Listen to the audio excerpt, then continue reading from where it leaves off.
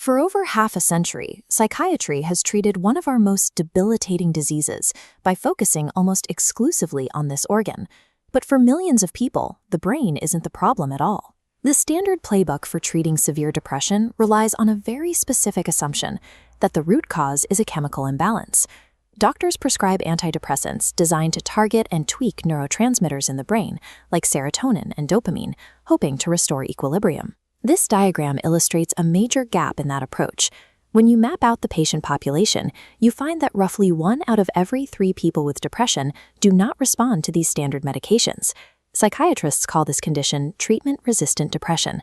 For years, it has left patients in a state of profound desperation, cycling through medications that offer no relief, while leaving the medical community at a loss to explain the failure. Why exactly are millions of human brains stubbornly rejecting what is supposed to be a reliable, targeted chemical cure?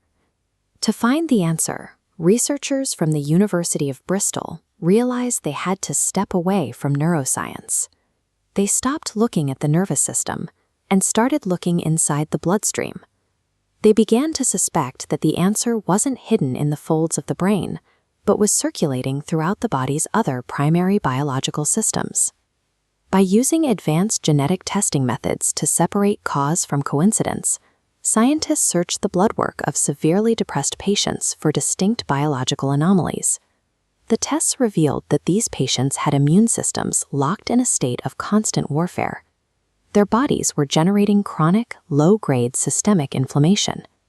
This diagram maps a human immune system response, highlighting a single protein driving the inflammation, Interleukin 6, or IL-6.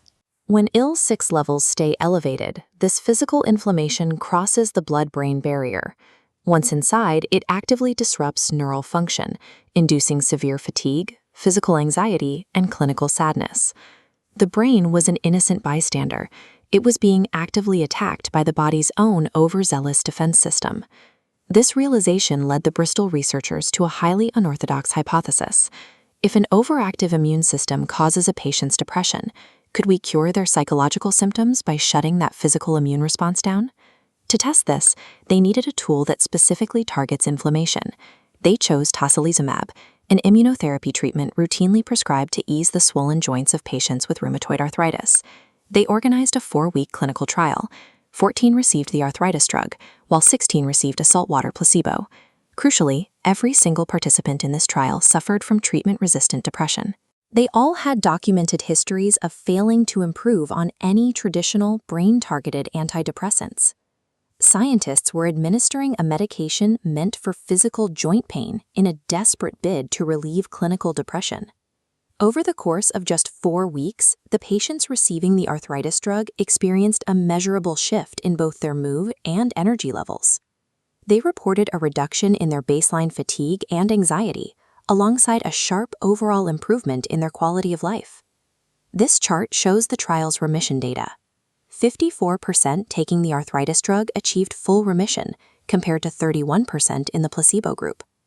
We measure this efficiency using the number needed to treat.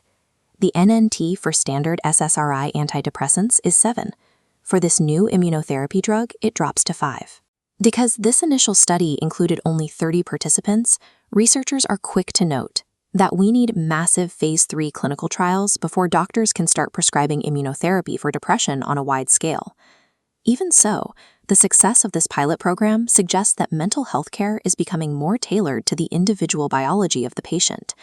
We are approaching a point where a doctor might rely on a simple blood test looking for inflammatory markers to dictate exactly which targeted medication a psychiatric patient needs to heal. For millions of people struggling with impossible-to-treat depression, the science is finally catching up to their lived experience. Their minds were never broken.